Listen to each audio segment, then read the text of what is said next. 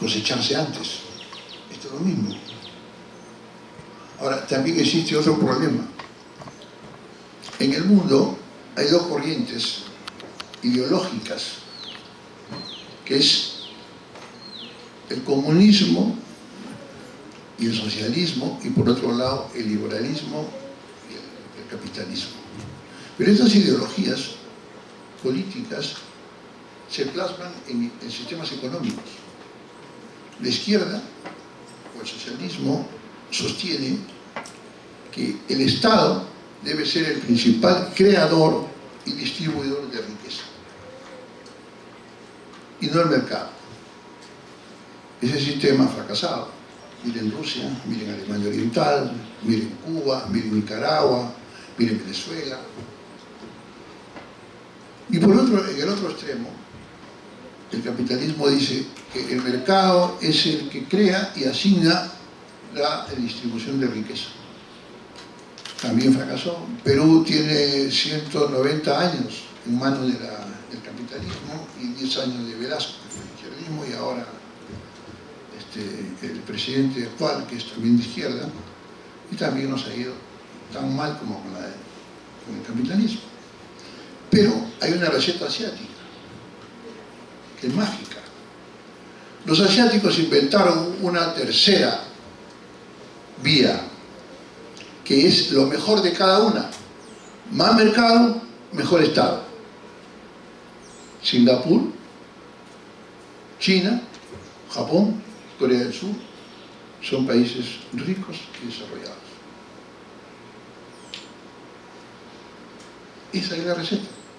¿Y por qué nuestros gobernantes que se dedican a la política, que viven de la política, no visionan y no aprendemos de lo bueno que el mundo ya tiene? Además, tenemos un problema de nutrición. Hay una desnutrición infantil de los niños de 0 a 5 años, más o menos el 18% de los niños está desnutrido, y la desnutrición crónica es irreversible. Ya esos niños no van a tener las mismas facultades mentales de los demás niños.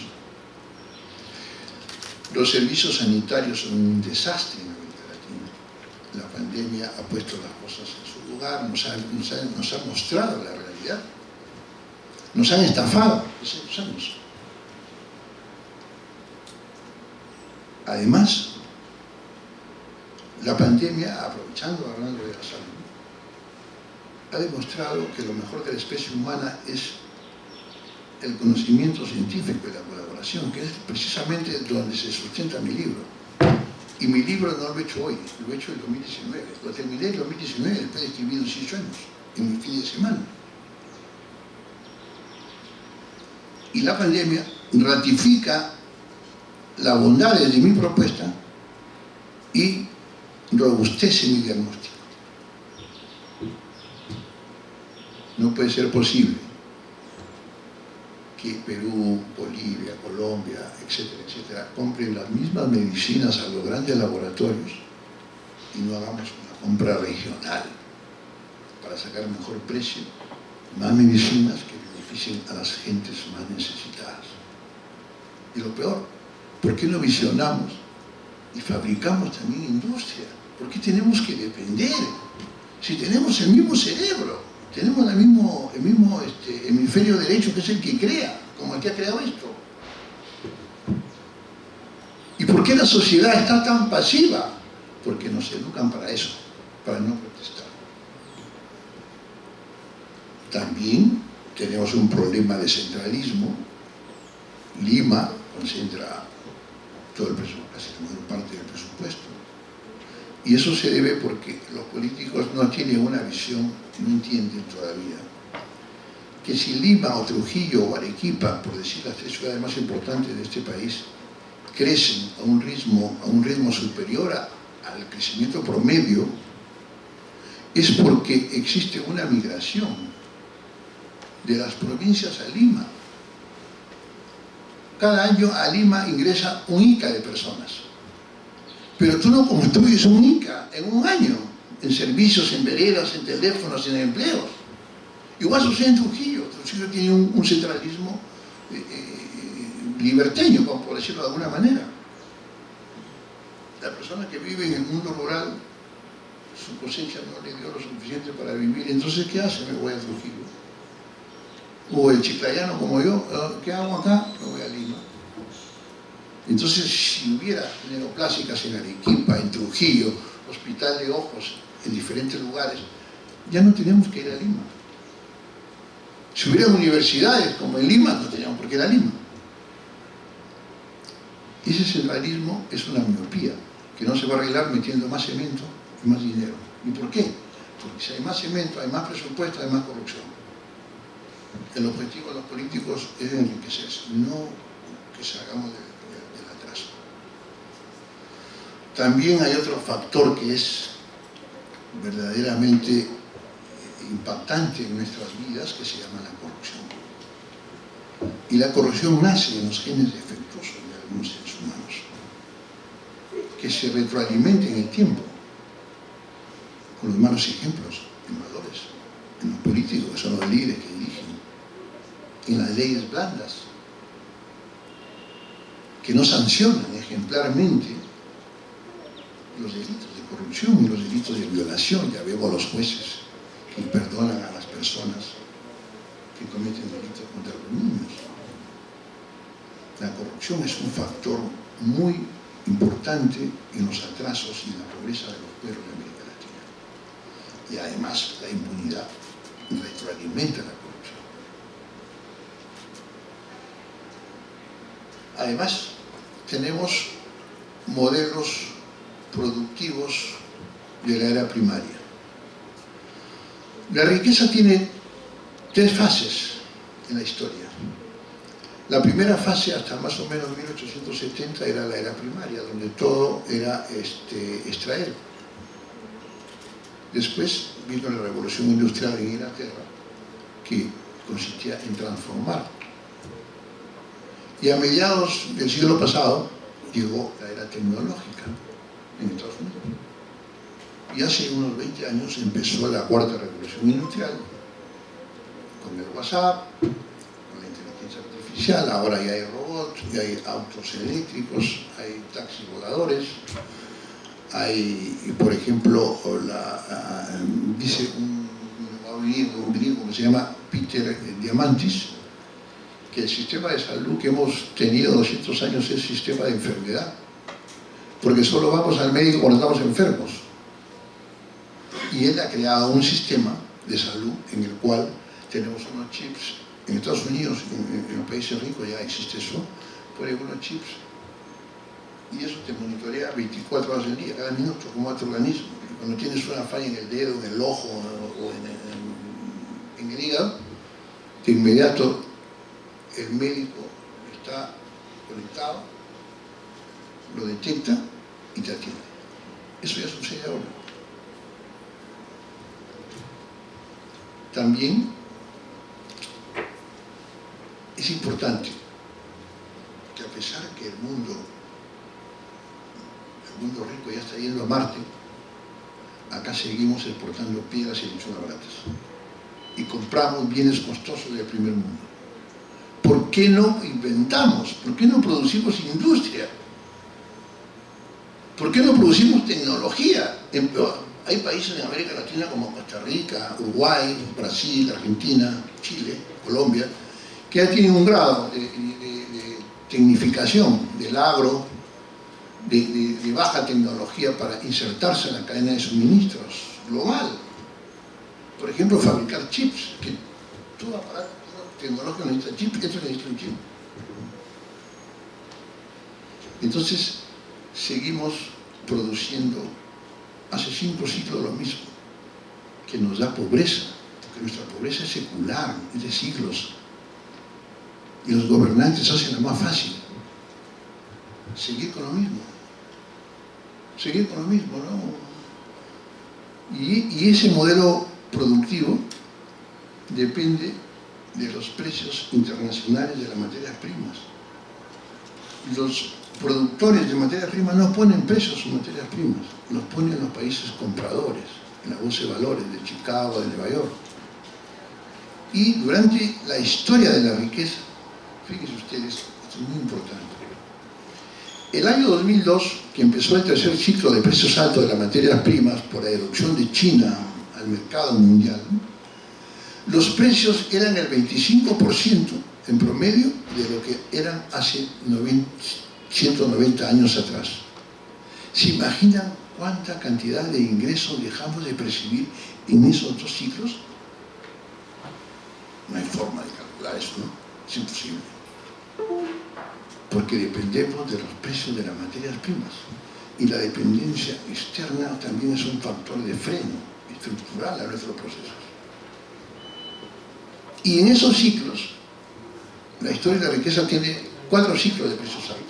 El primero fue cuando Estados Unidos se rompió al mundo con Rico y demandó minerales, demandó materias primas y por eso subió el precio.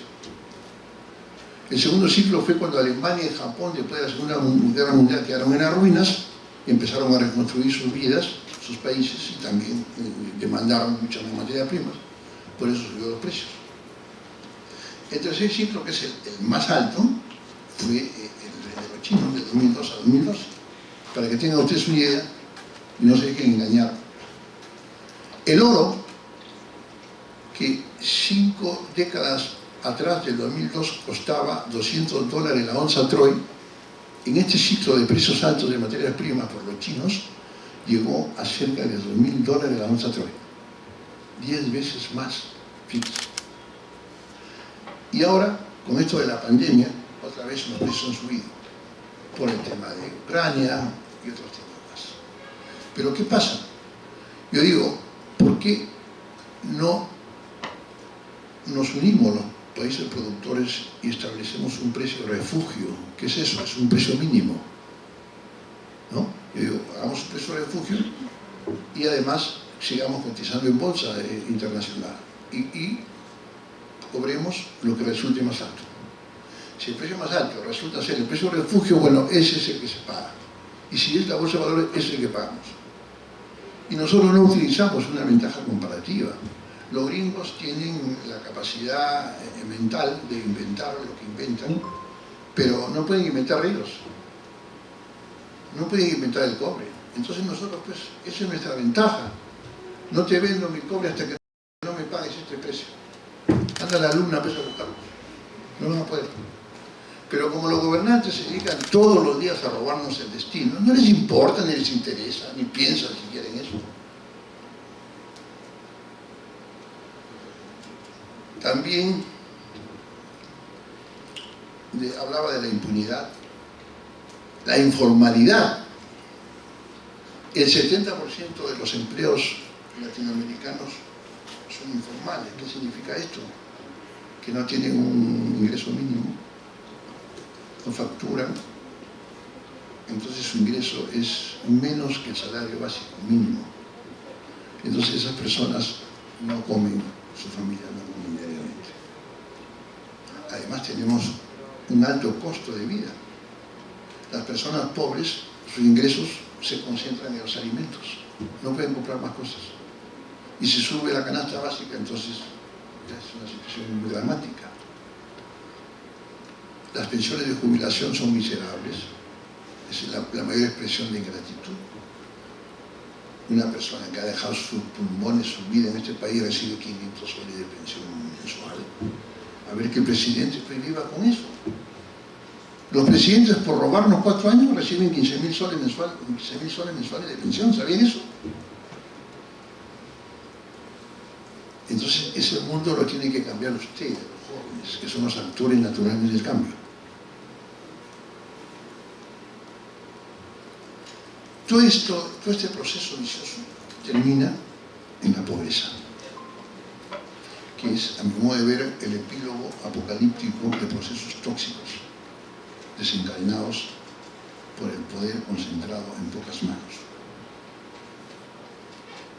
Y este epílogo genera otro circuito vicioso: la violencia, la drogadicción, el narcotráfico, la prostitución.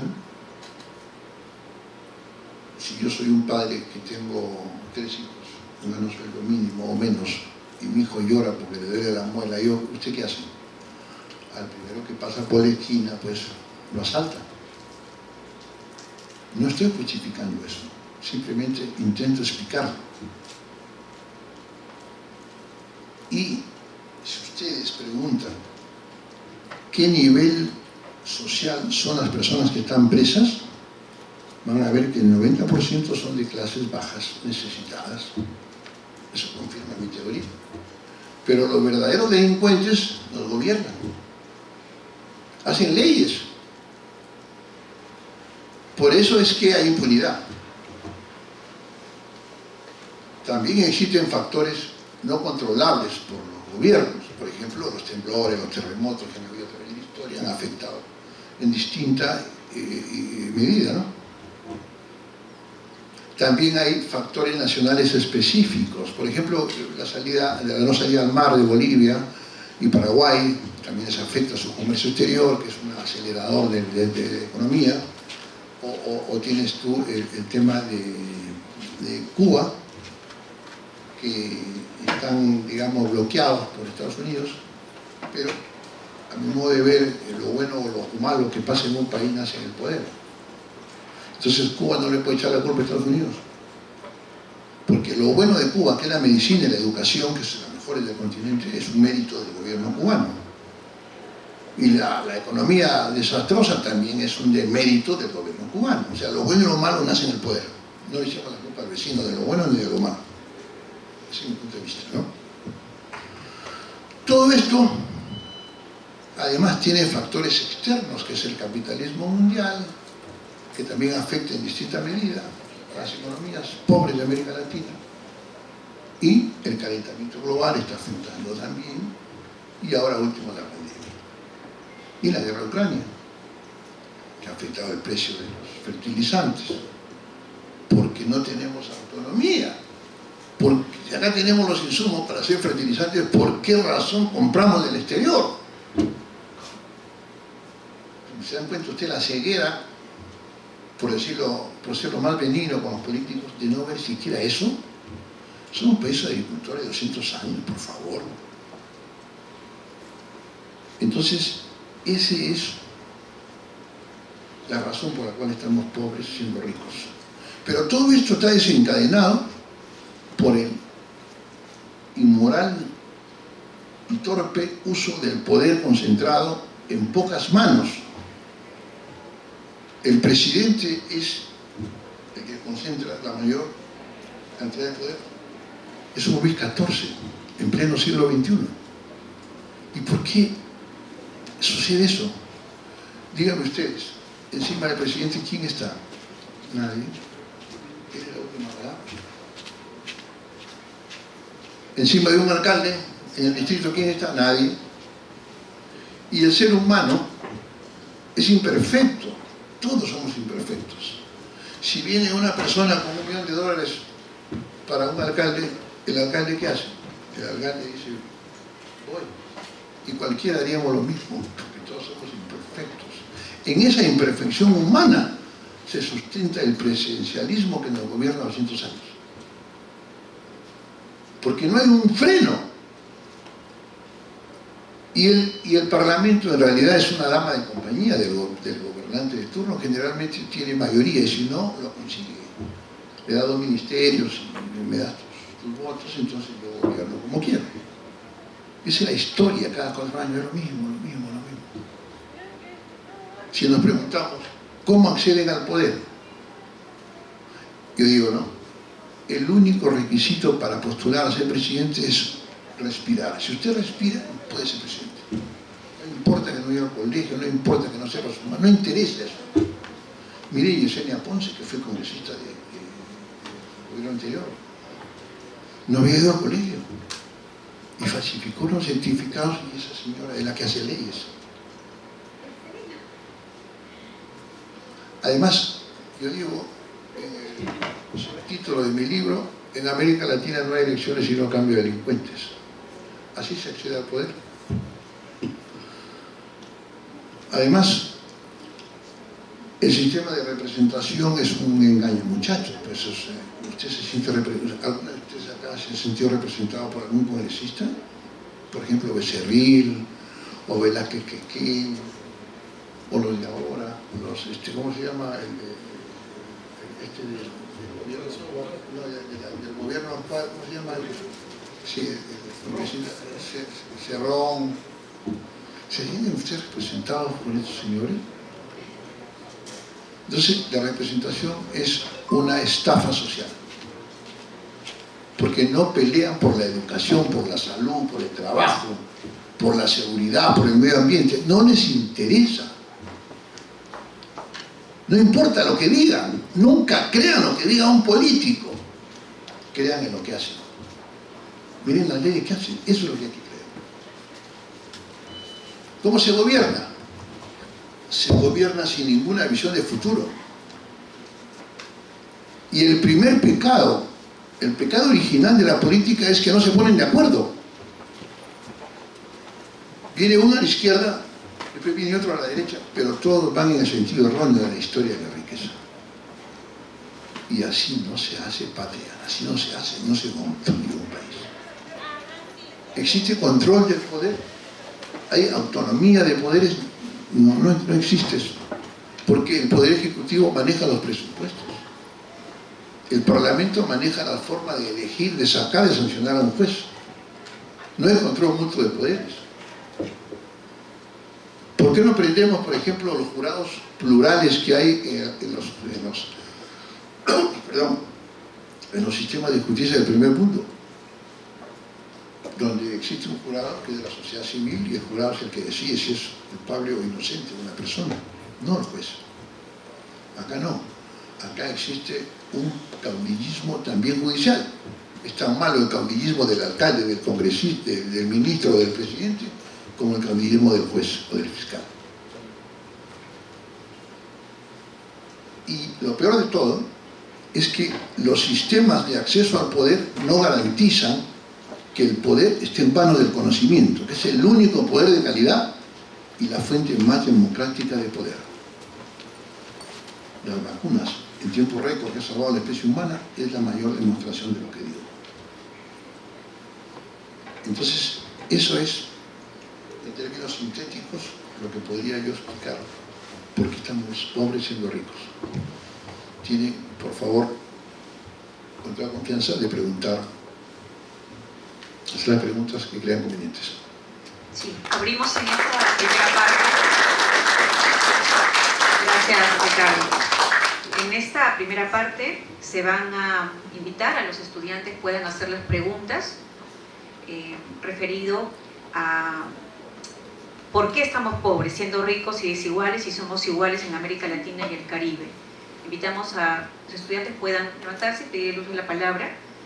Y en todo caso, voy a empezar, estimado Ricardo, y he escuchado muy atenta a toda esta brújula y afilada que has tenido, ¿no?, para repensar un poco y reorientar las relaciones entre el Estado y el mercado, ¿no?, que es más o menos la atención en la que pone Ricardo al momento de analizar este tipo de relación, sobre todo recogida en ciertas ideologías. Para usted, es importante que esto que observa deba estar cubierta por una ideología propiamente de derecha, de izquierda. ¿No deben existir de pronto las ideologías que se sustenten de pronto en mirar lo que ha ocasionado esta pobreza en América Latina y el Caribe? No. Mira, los resultados son los que verdaderamente hablan, ¿no? El capitalismo ha generado riqueza, pero también ha generado desigualdad. Por lo tanto, es inviable. El comunismo ha generado una escasa riqueza. Por lo tanto, también es inviable. ¿Funcionaron en su momento? No funcionaba, porque lo que importa es sostener esos sistemas en el tiempo, ¿no? Mira tú, la economía es como una torta, donde tiene invitados. La torta crece menos que los invitados, ya tenemos un problema.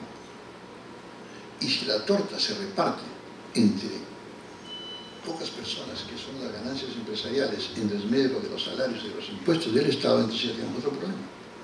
Y eso sucede en América Latina. Ambas cosas. Mira Bolivia, mira Venezuela. Venezuela produce escasez y pobreza. Chile Chile produce riqueza y con desigualdad. Mira lo que hubo en 2019, la manifestación popular espontánea de Chile, para que se vaya Piñera a su casa. Y Piñera hablaba del modelo chileno. ¿Cuál modelo chileno? Eso es un cuento. Lo importante es el ser humano, ese es el objetivo supremo de todo sistema. Todo lo demás son los medios. La estrategia de acumulación son los medios, son los atajos. Por ejemplo, si 4 países de América Latina, México, Argentina, Chile, Bolivia y Perú, perdón, 5 países de América del Sur, 4 son países con reservas de litio, que es la materia prima para hacer las baterías eléctricas, las baterías para los carros eléctricos que van a predominar en el mundo, ¿no? Por el cambio climático. Si se vende eso en materia prima, vale $10.000 la tonelada métrica. Y si se vende como batería de celular, de laptop o de carro, vale $1 millón. ¿Por qué no industrializamos? Esa es la estrategia, el atajo. Ahora, en América Latina ya está industrializando. En San Salvador, en Bolivia, y ese es el camino que también debe seguir Perú. También hablaba de la corrupción, ¿no? Que es prácticamente la ausencia, ¿no? La falta de valores, ¿no? La consecuencia. Y mirando la corrupción en la historia, mirando hacia atrás, esta no solamente viene de uno o un gobierno anterior más corrupto que el otro, sino nos remontamos a épocas del siglo XVIII quizá, ¿no? Esto que genera también pobreza, ¿no? Es importante también mirar hacia las reformas, no solamente en el aspecto educativo mencionabas, ¿no? O el modelo también de familias que creamos. ¿Qué hay de esto justamente para, en palabras, siendo muy optimistas, ¿no? Reducir los niveles de corrupción en esa mirada que le das? Mira, los problemas y las soluciones deben ser estructurales e integrales. No podemos hacer parches. Tiene que ser estructural e integral, de manera armónica. 100%, 100%, 100% en todo. Y lo primero que hay que transformar es la política, porque la política conduce la educación, conduce la salud, la economía, todo. El primer cambio es la política. A veces, si hablamos desde el poder, sí, ahorita voy a dar respuesta también a los estudiantes, hablando desde el poder económico a veces es mucho más fuerte, ¿no? Y se impone frente al poder político. Es que estamos en manos de los oligopolios y los monopolios, que son los verdaderos dueños del Perú, son los que ponen las leyes. Por ejemplo, los partidos políticos ya no son partidos, ¿no? Son parte del negocio del poder económico. Los dueños de los partidos políticos ahora tienen el dueño, pues. Hay empresarios muy grandes que están detrás de cada partido. Y ellos son los que eligen a los candidatos. Por ejemplo, hay candidatos que cobran $1 millón por ser candidatos, porque son empleados del poder económico. ¿Y cuál es el fin? Tener más congresistas para que puedan mantener sus privilegios. ¿Cómo puede ser posible que, por ejemplo, el 100% de utilidades de las mineras, el 30% sea el Estado y el 70% para las mineras? Hay un país africano, Botswana, que hace 30 años vivió una guerra civil permanente entre grupos, y su riqueza física era los diamantes, son los diamantes, y era administrada por una empresa multinacional inglesa. Financiaba este grupo, financiaba para que compren armas y se maten entre ellos, hasta que por ahí dijeron: ay, estos tipos nos están haciendo pelear, y se lleva la plata. Señores, si no nos pagan 84% de las utilidades como impuestos a nosotros, se van a su casa. Los ingleses aceptaron. Esas utilidades las han invertido en educación. Y Botswana, hace 30 años, crece al 6% anual y va rumbo al desarrollo. Solamente con cambiar su modelo de explotación de sus recursos naturales. Acá todavía. Muy bien. Sí, por favor. ¿De público presente? Doctor Rafael. Sí, buenas tardes a todos. Muchas gracias por la Buenas tardes. invitación, la convocatoria, la iniciativa de la escuela de estos jueves. Siempre estamos A mí me gustaría partir de un contraste que reconoce en un cuento, que es el cuento más corto, además, que hay en el mundo, que escribió Augusto Monterroso. El cuento dice: cuando despertó, el dinosaurio aún estaba ahí. Y ese cuento, dialécticamente, puede recomponer, ¿cierto?, una visión integradora de lo que hay en el Perú y lo que hay en el mundo, porque ofrece una serie de dilemas que no solamente reposan en la relación humana, sino fundamentalmente en la actividad y en la decisión política. Entonces es importante que también se recurra a estas categorías como actos pedagógicos de transmisión política. También es necesaria esa mirada y esa perspectiva. Cuando usted se hace esa pregunta, yo decía, y en alguna clase con mis alumnos también reflexionaba cómo sentir, cómo interpretar al Perú, ¿no? Al Perú que nos duele, al Perú que nos suspira, al Perú que nos otorga también cierta fe y esperanza. Y entonces, si uno hace un recorrido intrahistórico de la vida política del Perú, de la vida social y cultural, el Perú termina siendo un país de grandes preguntas y de pocas respuestas. Una primera pregunta que hay en el itinerario reflexivo histórico es la que formuló Basadre, cuando decía si era posible todavía la promesa de la vida peruana, es decir, si era posible viabilizar un sueño común, a pesar de la diversidad cultural y la complejidad legal. Y luego hay una gran pregunta de Alberto Flores Galindo en este excelente libro Caño Inca, cuando se preguntaba si éramos una república sin ciudadanos. Y luego, en los 70, en la gran obra Conversación en la Catedral de Vargas Llosa, cuando se preguntaron en qué momento se jodió el Perú. Y hoy hay una versión nueva de un gran politólogo que yo recomiendo siempre en las clases, Alberto Guevara, que habla que estamos en un estadio del Perú de ciudadanos y en república. ¿Qué necesitamos en el Perú? ¿Ciudadanos o líderes? Y finalmente, si me lo permite, ¿por qué hay el interés de usted de mostrar una base teórica orientada a la riqueza y no a la justicia? Bueno, en realidad voy a empezar por la última pregunta. He hecho varias preguntas. Bueno, en realidad yo tengo, digamos, cero estudios de política. Porque la política, como todas las ciencias, tiene es un tema de sentido común. Soy un administrador de empresas, gerente en Panamericana Televisión desde que tenía 22 años, con 30 años de experiencia. Entonces, simplemente creo de que nosotros escuchamos noticias negativas, pero nadie propone. Criticar, protestar, liderar, es necesario, pero no es suficiente para cambiar las cosas. Entonces, nunca escuché propuestas de los periódicos, de los políticos, de nadie. Y mi libro es básicamente una propuesta de cambio estructural en la política para poder transformar todo lo demás, porque la política dirige todos los procesos de vida.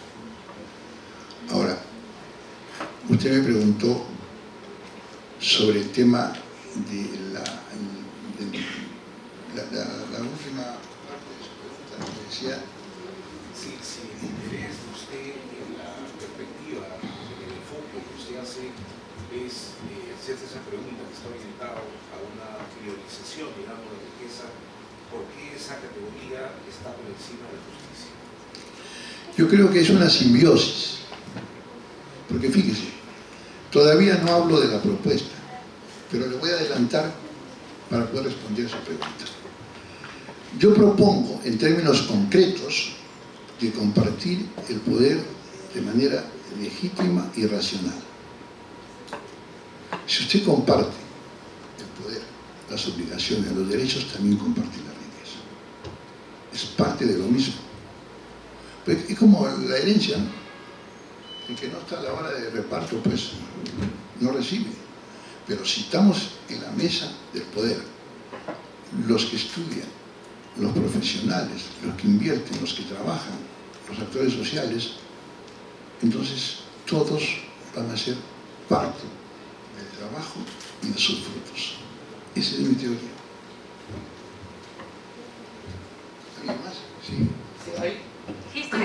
hay una afirmación que no creo compartir al mencionar sobre que la política es algo de sentido común, ¿no? En realidad, creo que aquí muchos de nosotros entendemos que la política es un objeto de estudio para la ciencia política y por lo tanto todo lo que nosotros explicamos o lo que vamos a tratar de explicar a partir de las investigaciones que se hagan van a estar orientadas a resolver un problema científico principalmente, una laguna científica dentro de todo este mar de estudios de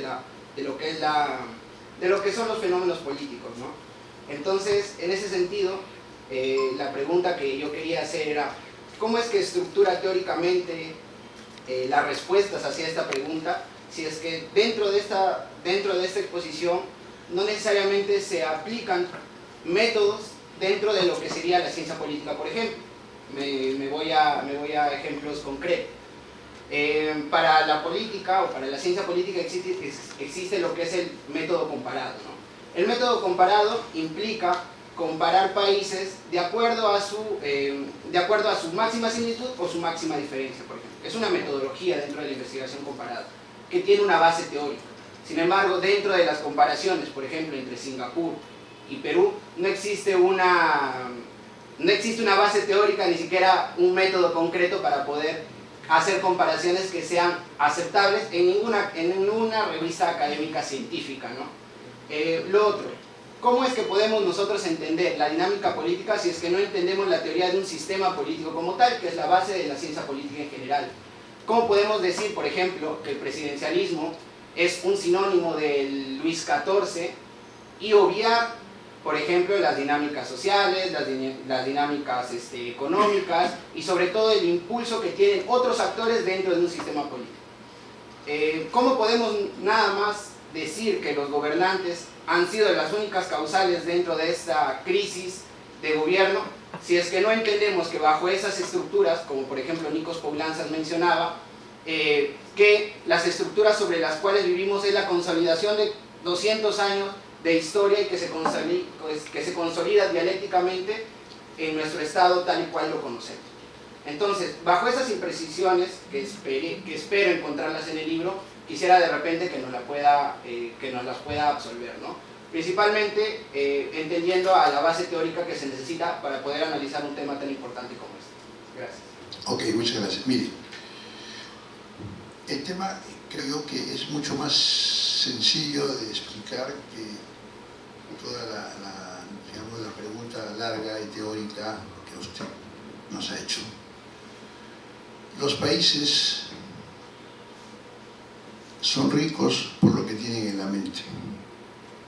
Y la sociedad humana de Singapur es la misma sociedad humana de Perú o de Chile, porque todos tenemos dos ojos, un cerebro, todos tenemos las mismas necesidades fisiológicas, todos tenemos sueños, porque la sociedad humana, el ser humano es único. No existe un ser humano en Singapur que tenga 3 ojos o que tenga 2 estómagos. No, todos tenemos uno solo. Por lo tanto, la política dirige toda sociedad humana, acá y en la China. Las diferencias están en los sistemas, pero la política es la que dirige cada país. Bien o mal, pero la dirige. Y lo bueno o malo de un país, de una sociedad, nace en el poder. El cambio climático nace en el poder.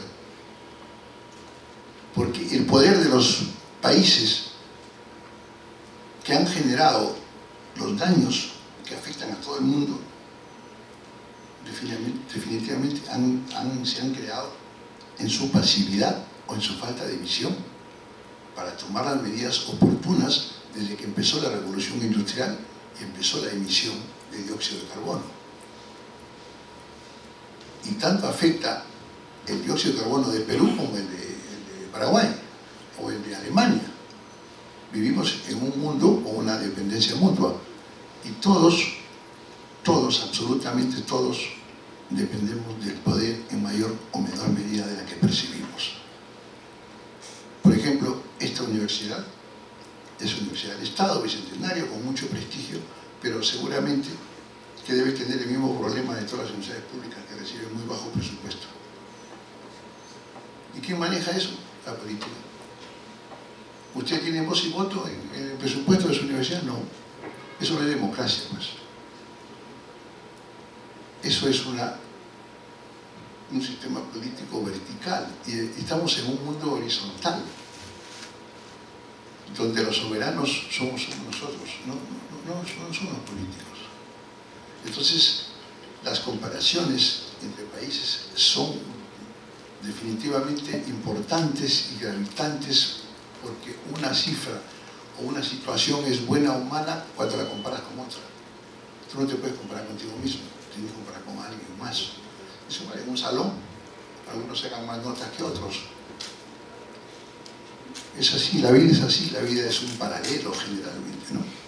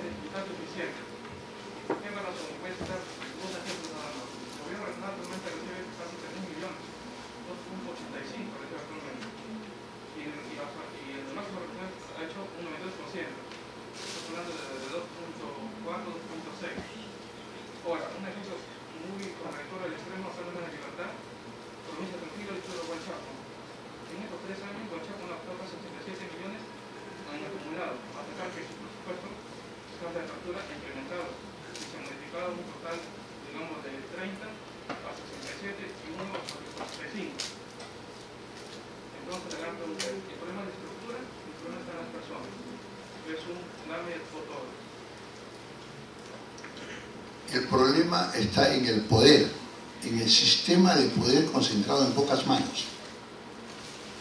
Porque si usted pone a una persona al frente de esos 4.000 millones y pico que usted está refiriendo sobre el presupuesto, entonces esa persona definitivamente tiene tanto poder de decisión sobre esos 4.000 que es como que a usted le dé a ese señor 40 kilos de comida diaria. Tiene tanto poder que se sube la estratosfera de manera automática. Entonces se trastorna y cree que el sol sale por él. Y tiene la potestad de decir, a él le doy, a él no le doy, a él le doy menos, a él le doy más.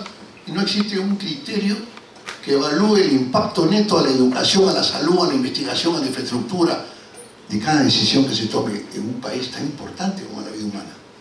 Entonces los sistemas son muy verticales. Dependemos de un tipo imperfecto como usted y como yo. Porque si a mí me pone usted al frente de 4.000 millones, yo también me equivoco. Yo también me voy a ir a la estratosfera. Porque soy un ser humano, igual que usted. Igual que el presidente regional o gobernador, o como se llame. Y en esa imperfección tenemos 200 años. Y no podemos seguir igual. Yo creo que tenemos que cambiar la política para poder cambiar la educación y, por tanto, nuestro destino futuro. Si me permite, Ricardo, ¿y es una cuestión de normas o de ética? Yo creo de que ambas cosas, porque cada persona tiene una ética y las personas que dirigen también tienen, en teoría, una escala de valores. Pero cuando llegan al poder y se marean, ya la ética la guardan, la esconden, ¿no? Porque tomar una decisión, una sola persona, es muy sensible a error, pero imagínense, si una decisión de esa naturaleza la toma los colegios profesionales, las universidades, los científicos, las comunidades empresariales, los latinos en el exterior, y todos que sean profesionales con experiencia, es una decisión corporativa, es una superestructura basada en la erudición de la realidad, en la supremacía del conocimiento.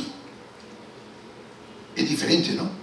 Que, por ejemplo, miren ustedes, que todos seamos parte de un parlamento de comunidades, como yo propongo ahora que voy a hablar de la propuesta, a diferencia que yo sea el gobernador y yo tome la decisión solo. Definitivamente no hay punto de comparación. Y los problemas, y lo bueno de un país, nacen en el poder, como repito, ¿no? ¿Alguien más? Buenas tardes, especiales resultados, felicitaciones por terminar su libro. Creo que la tarea de terminar un libro siempre se debe reconocer y promover. Gracias. Yo tengo dos preguntas. Una, fundamentalmente, a lo que usted viene dirigiendo sobre lo de la educación creo que no está tan claro. Primero quisiera conceptualizar diciendo de que nuestros tiempos modernos, los tiempos actuales, sufren especialmente la educación universitaria, y por eso quisiera saber usted a qué tipo de educación se refiere, porque sabemos que la educación universitaria está pasando por procesos de masificación y de mercantilización. Hay muchas más oportunidades que hace 20 años para que las personas obtengan educación universitaria, pero esto no significa de que las personas o los profesionales, mejor dicho, que es el fin por el que se va a la universidad para seguir como profesional, hayan mejorado, de que se dé una mejor calidad de profesionales.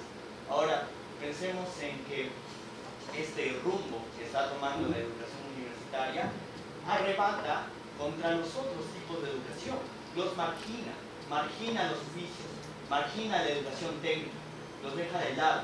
Cuando sabemos de que un oficio, la educación técnica, un electricista, son sumamente importantes para la constitución de la sociedad. Y la pandemia lo ha demostrado. En la pandemia, administradores, abogados, no han podido hacer sus labores por las medidas del gobierno, pero las personas que limpian la calle, las personas, los basureros, las personas que se encargan de mantener limpio las calles, ellos han tenido que trabajar, porque son las personas bajo las cuales, son esos los oficios bajo los cuales se sostiene nuestra sociedad, son poco valorados. Y me parece de que esta narrativa que se construye en torno a endiosar la educación universitaria solo aumenta la marginación de este tipo de carreras. Y a lo que voy es que usted en un momento dijo que ser presidente de la República, si esa persona no lo fuera, sería similar o ni siquiera le alcanzaría para ser un guachimán. Creo que estas afirmaciones solo ayudan a seguir contribuyendo a la narrativa de marginar este tipo de oficios, este tipo de carreras. Y ya para centrar la pregunta, ¿usted cree que en verdad es solo la educación universitaria la que necesita todo el respaldo del Estado y toda la visibilización? ¿O no es acaso lo que necesita nuestro país, al igual que sucede en China, en Estados Unidos, donde las carreras universitarias son una opción, pero no la única ni la más eficiente, por así decirlo, como se nos lo vende hoy en día, sino de que también en China es muy valorado en carreras como lo que ya estaba diciendo, electricidad, un electricista, los que manejan cierto tipo de maquinaria pesada, etc. Entonces, ¿a qué tipo de educación usted se refiere cuando hacemos este llamado? Y una pregunta más.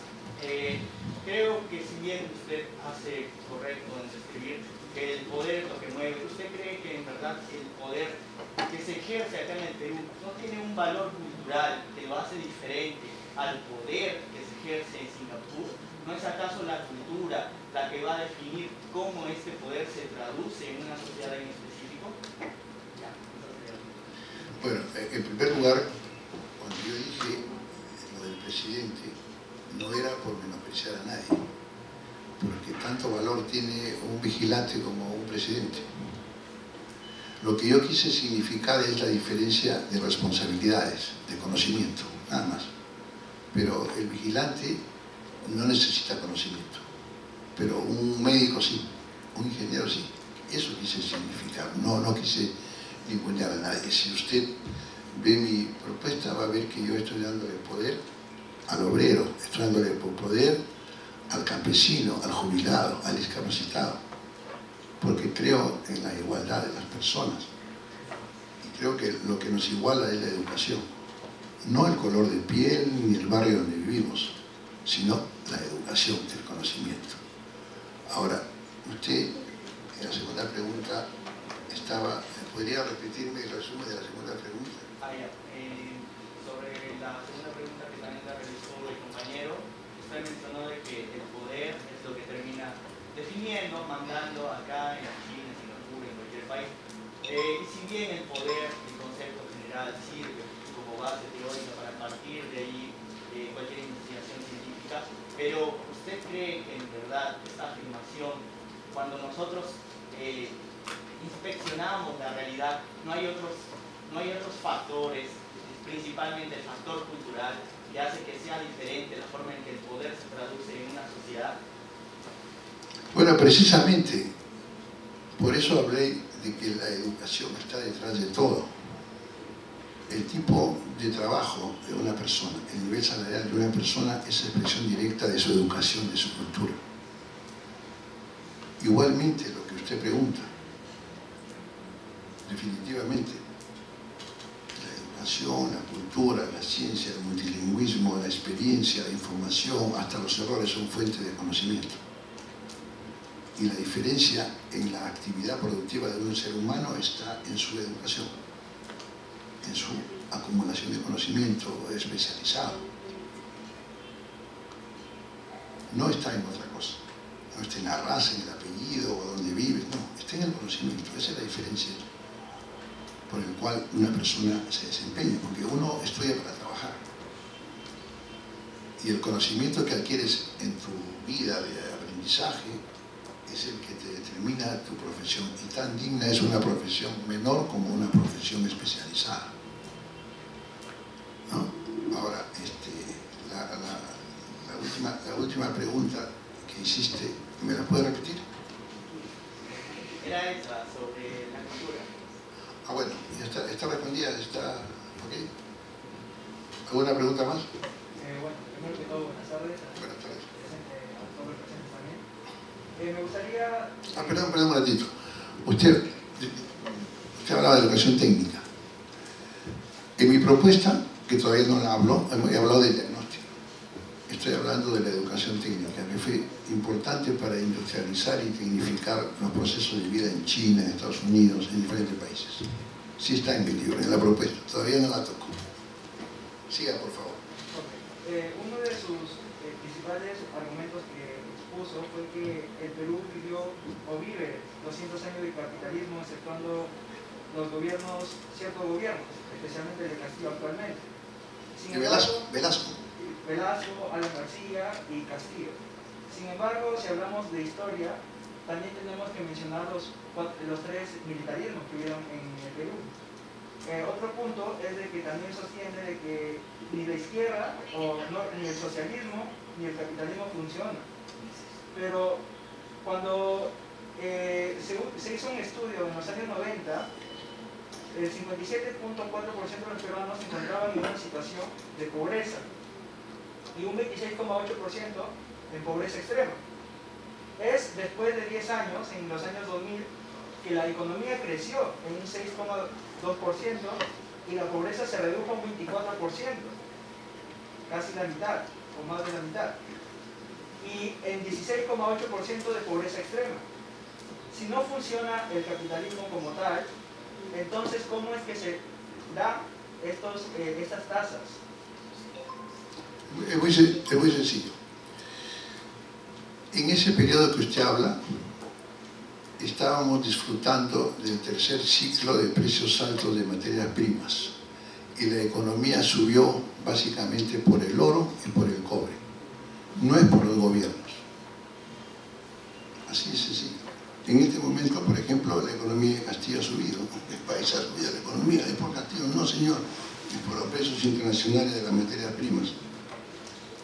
Así de sencillo. Yo por eso digo algo, que lo digo acá en el libro. ¿Usted sabe cuáles son los mejores presidentes de América Latina? ¿Alguien sabe? ¿Alguien puede decirme? Yo le voy a responder. Son los precios altos de las materias primas. Ese es el mejor presidente que hemos tenido y tenemos. Sí, adelante. Muy buenas noches a todos. Me presento, mi nombre es Diego Sandoval. Primero agradecer la invitación y agradecer a los ponentes por la ponencia. Gracias. Me gustaría mencionar a un sociólogo francés, Michel Foucault, que mencionó que todo poder repite su característica esencial. Bueno, en ese caso el ser social se hace su voluntad a una voluntad colectiva y se define como poder. Es coercitivo y vertical. Además, Spencer menciona siempre el estado de velar por sus intereses, como institución, no como sociedad.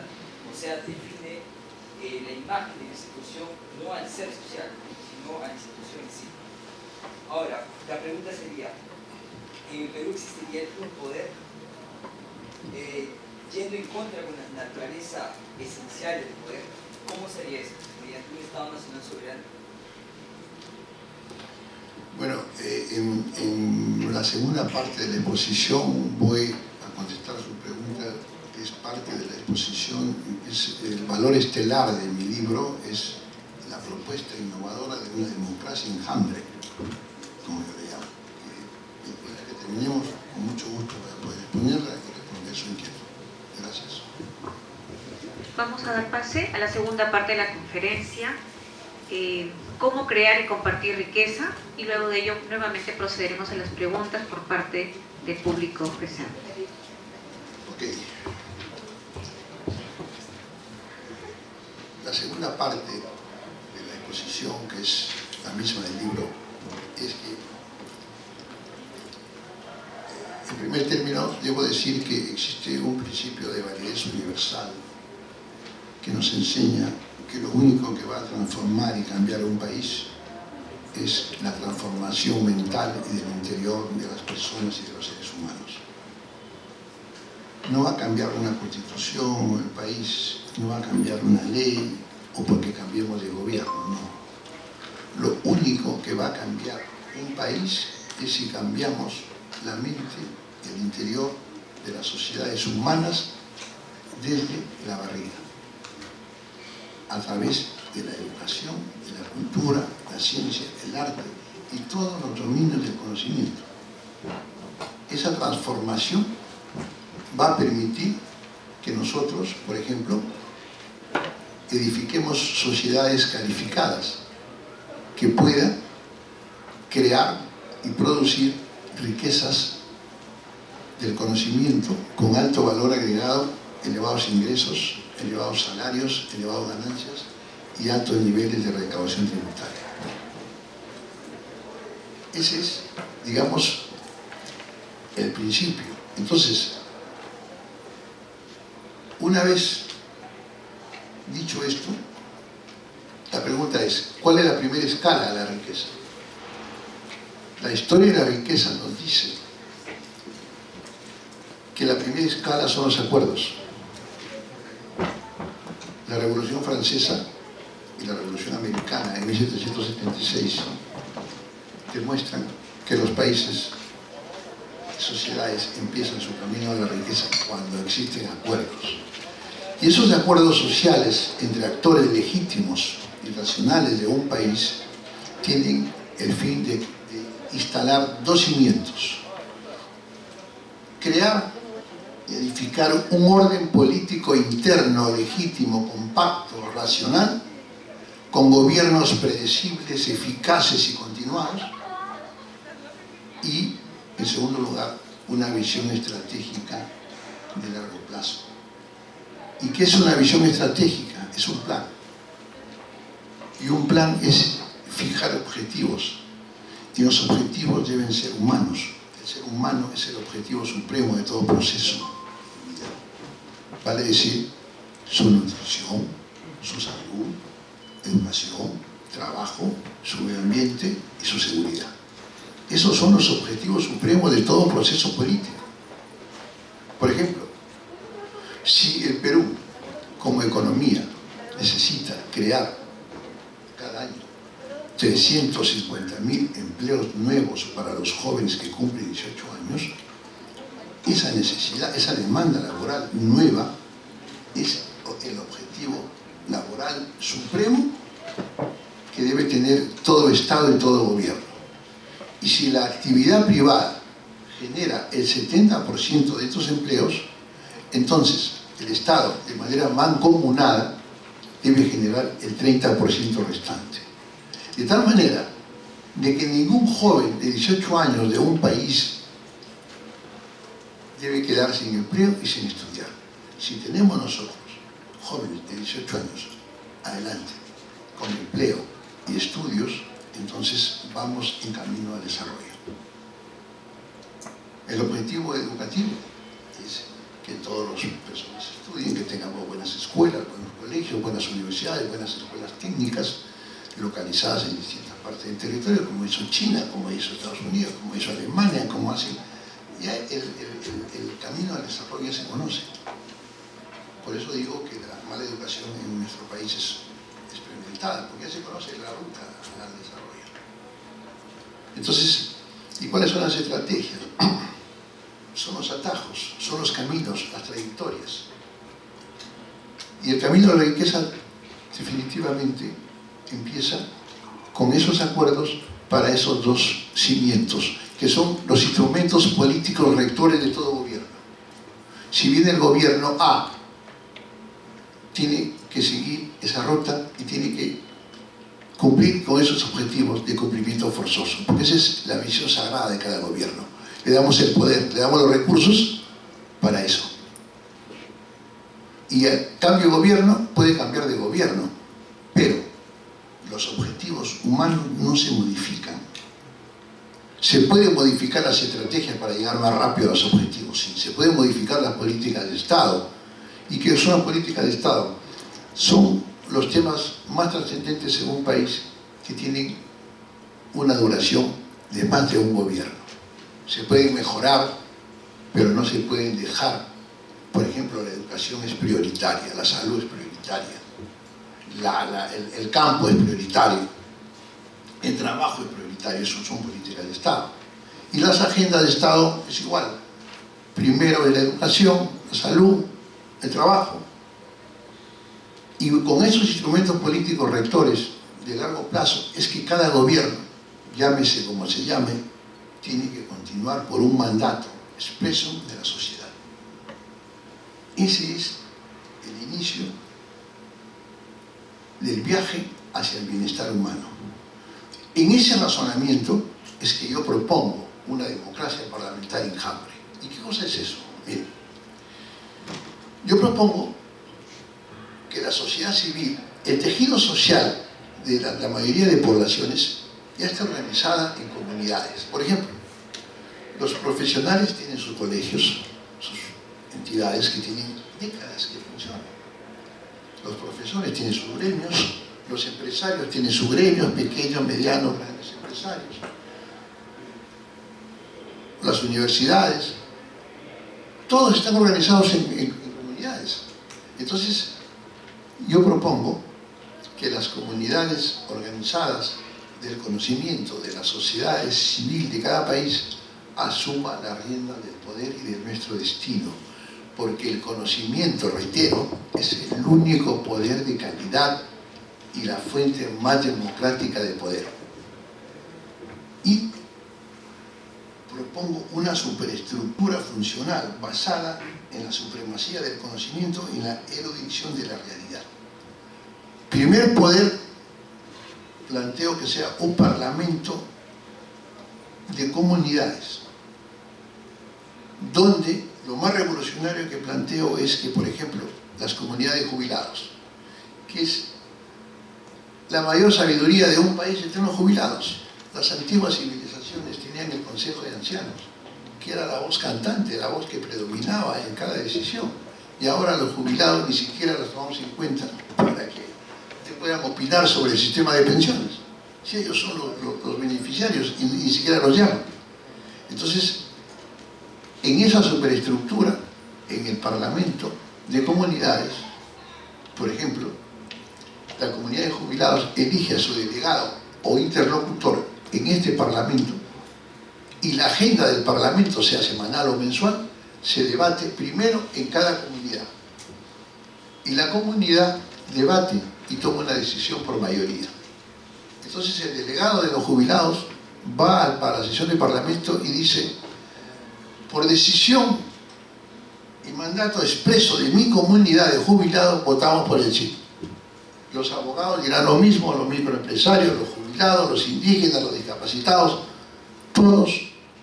Esta propuesta revolucionaria lo es porque tenemos 200 años en un mundo donde las decisiones vienen de arriba hacia abajo. Yo propongo que vayan de abajo hacia arriba. Eso es lo revolucionario de mi propuesta. Y además, cada decisión se va a evaluar cuál es el impacto neto, como decía ahora, a la salud, a la educación, al bolsillo, etcétera, etcétera, etcétera.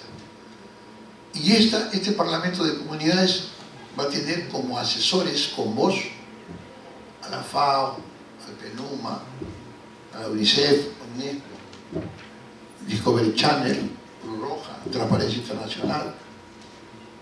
Entonces tenemos un primer poder que toma las grandes decisiones, producto del infinito reservorio de conocimiento, talento, capacidad, competencias de cada país, está reflejado en ese primer poder que es el Parlamento de Comunidades. Después, el Poder Ejecutivo, yo propongo que el presidente sea elegido por tres candidatos entre el conocimiento profesional, el conocimiento laboral y el conocimiento empresarial en elecciones primarias, y que los tres candidatos finales en elección popular, secreta, se elija un presidente, pero este presidente no reina, reina pero no gobierna. El que gobierna sería un primer ministro técnico que lo elegiría en concurso público el Parlamento con la propuesta del presidente de tres candidatos en una meritocracia. O sea, el primer poder ejecutivo es el primer ministro nombrado, escogido por concurso público de méritos, con un alto salario a la par del sector privado. Yo planteo que imitemos el management del sector privado, que es el sistema que ha creado mayor riqueza sobre el planeta. Veamos la Coca-Cola, veamos todas las empresas privadas que tenemos en el Perú, en América Latina. Bajo ese sistema, por resultados, los ministerios con directorios públicos, con los mismos delegados que hablaba, el 33% conocimiento, 33% de empresas, 33% de redes sociales, delegados que también serían elegidos en sus comunidades, diferentes por supuesto, y que los directorios nombrarían por concurso público a un ministro. Las empresas públicas, los hospitales, las universidades, los colegios, igual, exactamente igual con directorios.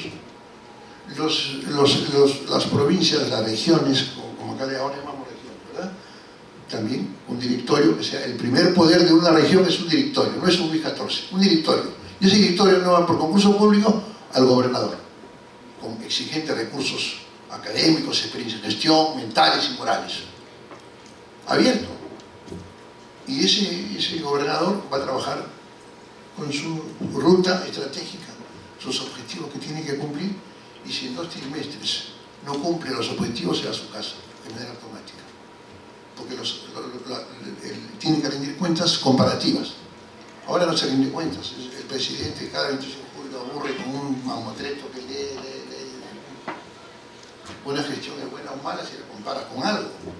Entonces tienes objetivo de crear 300.000 empleos. Si no lo has hecho, bueno, dirigiste tu casa. Es como un equipo de fútbol, ¿no? Que contrata a un entrenador, invierte en los jugadores y no campeona, bueno, tiene que irse a su casa. Esto es lo mismo. El alcalde, igual. Un directorio del distrito, de la provincia. Porque nuestros países necesitan menos política, menos elecciones, menos dedocracia. Necesitamos más conocimiento, más meritocracia y más ciencia para gestionar nuestros países. Y la ciencia es eso, fijar el rumbo y nombrar una estructura política compacta, continuada, que nos lleve al desarrollo. Cada 3 meses, señores, nuestro objetivo era 300.000 empleos, hemos creado 288.000 porque ha habido la guerra de Ucrania. Es entendible que si no ha llegado a su meta por razones externas, es entendible y tiene que continuar. Dice, no, pero ¿por qué vas a sacar? Lo que tiene que mantenerse en el tiempo son las buenas estrategias, no las personas. Nadie es imprescindible, nadie. Esa es mi teoría. También propongo, por ejemplo, que en las campañas de elecciones internas sea 0 publicidad, porque definitivamente internamente las elecciones van a tener simplemente una difusión normal, institucional en cada comunidad para elegir el sistema judicial yo propongo que también sea dirigido por un directorio y que los procesos penales, civiles, etcétera, etcétera, ya no estén dirigidos por un solo juez, porque ese caudillismo judicial, Luis XIV judicial, también es corrupto y corruptor. Pero si hay una estructura de por lo menos 3 jueces, ya el tema es un poco más eficiente, ¿no? Y que los juicios penales tengan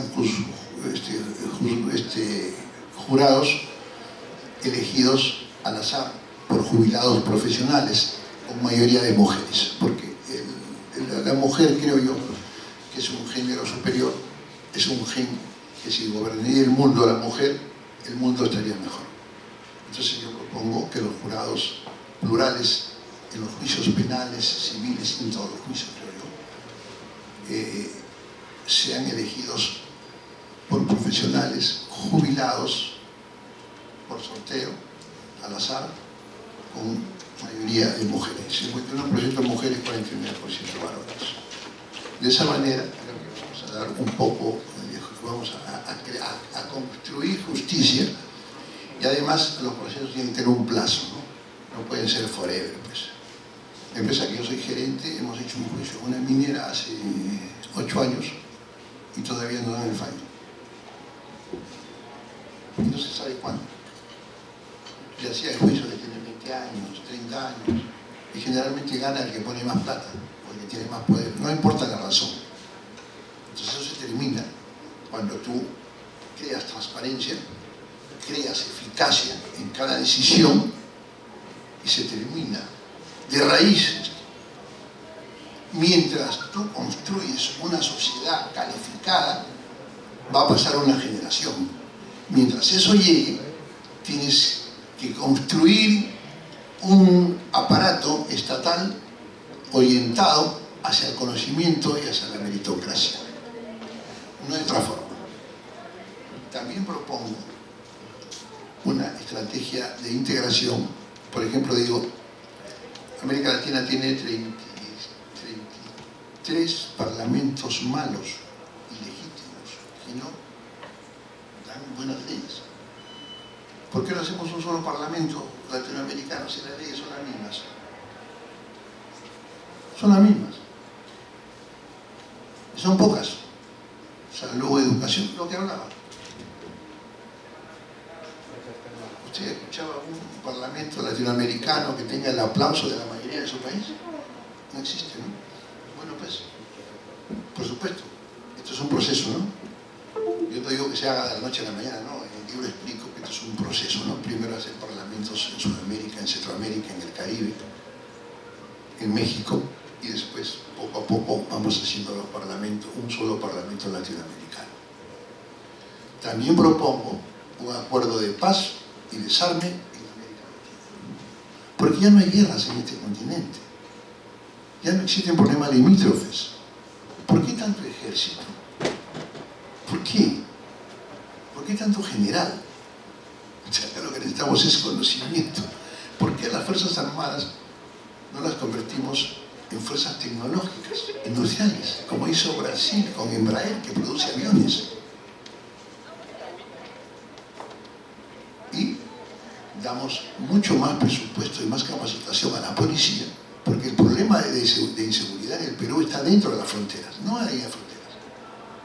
Capacita a las fuerzas policiales, das un buen presupuesto y creas, además, con las Fuerzas Armadas que quedan, divides, ¿no? Una parte de las Fuerzas Armadas forman la Fuerza de Seguridad Latinoamericana para cuidar la cuenca del Amazonas, para proteger el medio ambiente, para pelear contra todo lo que signifique contaminación, las zonas de la minería informal, el narcotráfico, porque el narcotráfico, por ejemplo, es un problema global y no lo puedes combatir desde una óptica nacional, sino desde una óptica igualmente supranacional. Por lo tanto, si hacemos esa fuerza de seguridad que hablo para que enfrente, entre otras cosas, el narcotráfico con la ayuda de los países que son los que consumen la droga y nosotros somos los que producimos, Entonces vamos a tener una mayor posibilidad de desterrar el narcotráfico en nuestras vidas. Por supuesto, esto también tiene que ver con la educación en valores, ¿no? Que empieza desde la niñez, los malos ejemplos, etcétera, etcétera. Entonces, esa es una propuesta concreta que hago. Además, hay que crear un solo mercado común latinoamericano, porque hasta ahora, después de 200 años, no podemos unirnos como un solo mercado. Para Uruguay es un país que tiene 4 millones de habitantes, por lo tanto tiene 4 millones de consumidores. Tiene el Mercosur, que todavía tiene problemas. Pero si hacemos un mercado común latinoamericano, Uruguay va a tener un mercado de consumidores de 700 millones de consumidores, que son todos los latinoamericanos. Nosotros igual, todos los países igual, porque hay abiertas fronteras para que intercambien productos, capitales, personas. Entonces, el comercio es un acelerador estructural de la riqueza. Si hacemos eso, creo yo que vamos a dar un gran salto hacia la autonomía, porque el mundo se orienta hacia los grandes mercados. China es un mercado de 1.300 millones, sobre el cual es una economía de escala, que fue su primer escalón hacia el primer mundo, que ahora ella es parte importante, con Estados Unidos se disputan la supremacía de eso. Entonces nosotros, para poder equilibrar esa hegemonía de China, de Estados Unidos y de la Unión Europea, que es un continente, un Estado continente, nosotros también tenemos que unirnos para también equilibrar y defender nuestros intereses como bloque. Y también otro problema de insertarse a la economía y al comercio global de manera personal, eso es un error. Esa es la propuesta, y finalmente propongo un Estado planetario. Porque no puede ser que 200 personas que son los presidentes del mundo decidan el tema del calentamiento global y 8.000 millones de seres humanos que somos los afectados no tengamos voz ni voto. Yo propongo que sea al revés. Que nosotros tomemos la decisión y que los presidentes hagan lo que nosotros decidimos, asesorados por la comunidad científica del mundo, que es lo que nos ha salvado de la pandemia. Más o menos esa es mi propuesta en términos resumidos, y si hay alguna pregunta, encantado de poder responder. ¿Alguna pregunta, doctor? Adelante. Buenas tardes, señor expositor. Esto del este tipo político que se llama enjambre, este tipo de estructura política que se llama enjambre, yo creo que, si bien entiendo que usted tiene un fin bastante humanitario, es todo el Estado planeta también propuesto por otros filósofos como Kant, que es como a lo que aspiramos, a lo que debemos aspirar como humanidad, enfocándonos primero el aspecto nacional y el enjambre. ¿Usted no cree que para esto del enjambre tiene, creo yo, dos problemáticas fundamentales? Uno, necesitaría de una efectiva conciencia de clase de todos los ciudadanos, aparte de conciencia de clase, una conciencia política de todos los ciudadanos. Y la verdad, los hechos han demostrado de que la educación no deviene en la conciencia de clase ni en la conciencia política. Un estudiante, una persona normal, no agarra conciencia política ni conciencia de clase al leer cierto autor o al escuchar cierto tema en un video, en una clase. Otra cosa, este sistema en el que ahora el presidente va a ser solo limitado, no cualquiera puede ser elegido presidente, como usted señala, solo van a ser ciertos profesionales, termina, creo yo, marginando más a las clases que ya vienen siendo oprimidas, y termina creando un estado en el que para ser seleccionado tienes que cumplir unos requisitos de estudios profesionales que son definidos de una manera arbitraria. ¿Por qué limitar tanto? Y de nuevo, entonces, ¿de qué tipo de estudios hablamos? ¿De qué tipo de estudios? Si es solo el estudio profesional, el estudio científico, el estudio universitario, ¿por qué merece ser endiosado? ¿Por qué entonces nosotros creamos clases, tipos en el estudio y valoramos uno más que el otro? ¿Por qué si hay un conocimiento especializado, este conocimiento especializado del doctor va a valer más que el conocimiento especializado pasado del guachimán, del cocinero. ¿En qué momento se produce justificadamente esta fractura dentro de la educación que hace que valoremos más una cosa y menos otra cosa, y que hagamos que la cosa más valorada, perdón, las profesiones más valoradas sean las únicas que pueden ahora encabezar y tomar la designación del presidente? Es que fíjate, el único poder de calidad es el conocimiento. Si una persona no ha ido al colegio, por ejemplo, no puede gestionar nada, ni siquiera su propio negocio. O lo puede hacer, sí, pero va a tener una limitación porque no tiene el conocimiento suficiente. La experiencia es una fuente de conocimiento, pero no suficiente. Para operar a un enfermo se tiene que estudiar, se tiene que tener experiencia. Usted lo que está proponiendo es que la persona que es vigilante en un hospital opere. Yo propongo lo contrario. Yo propongo que el conocimiento, llámese como se llame, el conocimiento comunitario. No digo una persona, digo una comunidad, ¿no? Yo voy hacia, digamos, la democratización racional y legítima de la toma de decisiones nacionales y externas de cada sociedad nacional, provincial, distrital. Eso es lo que propongo. Ahora no. Ahora el alcalde que tiene más votos, aunque no haya ido al colegio, pero puede postular porque la ley se lo permite, entonces ese señor no tiene conocimiento para tomar decisiones. Para manejar un avión, para operar a un enfermo, necesita conocimiento. Para dirigir un país, con mucha más razón. Quizá para una tarea menor no, pero tomar decisiones sobre la vida de los seres humanos es un tema muy serio. Y solo el conocimiento puede llevarnos hacia otro destino. Un conocimiento de la comunidad, de la diversidad cognitiva de cada país. Si no, ¿para qué se estudia?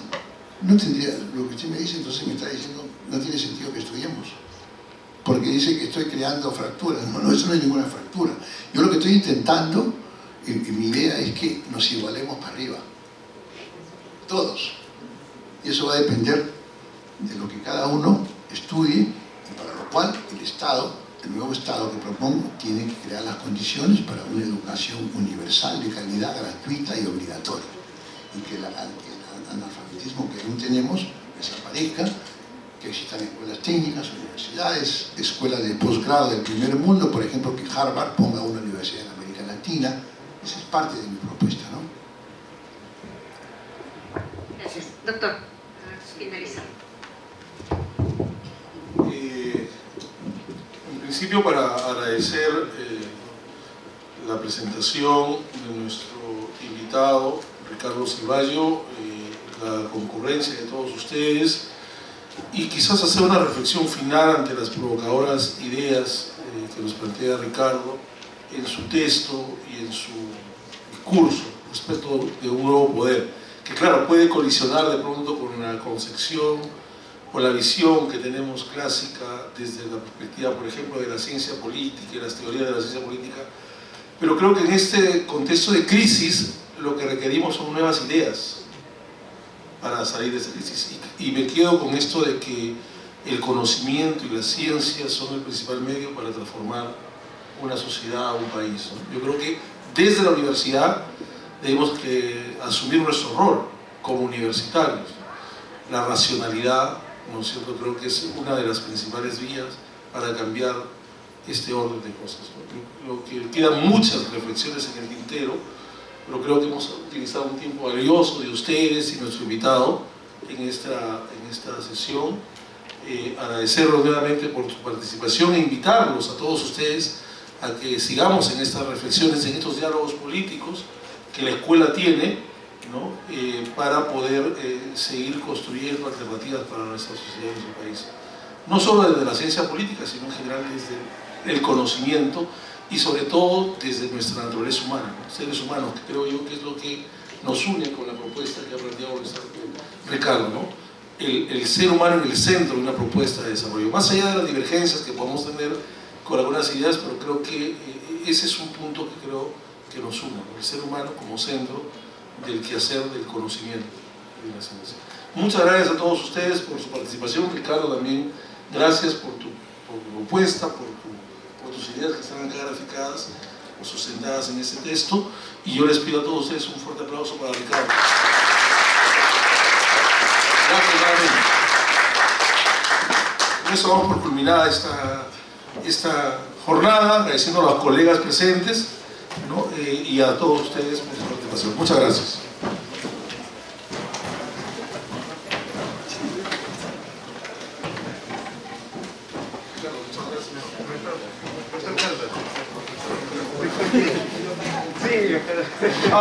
Un pequeño... Había tenido Ricardo unos textos solo a precio universitario, creo que es 20 soles, el que le interesa. Igual vamos a tener acá, nos ha dejado las reglas, pero el que le interesa era 20 soles, un ejemplar a precio universitario. Solo es el costo del libro, no el costo de la impresión. El que le interese. Igualmente.